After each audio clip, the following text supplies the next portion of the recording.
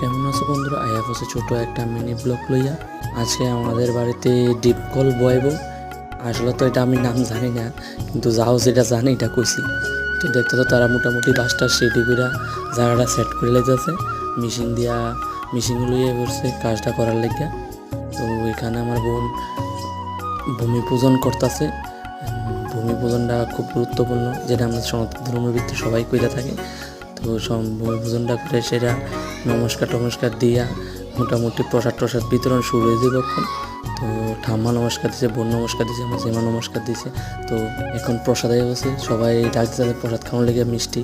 এই মিষ্টি খাওয়ানোর লেগে দুনিয়ার মানুষ হয়ে গেছে, বৌদি টদি সব হয়ে গেছে।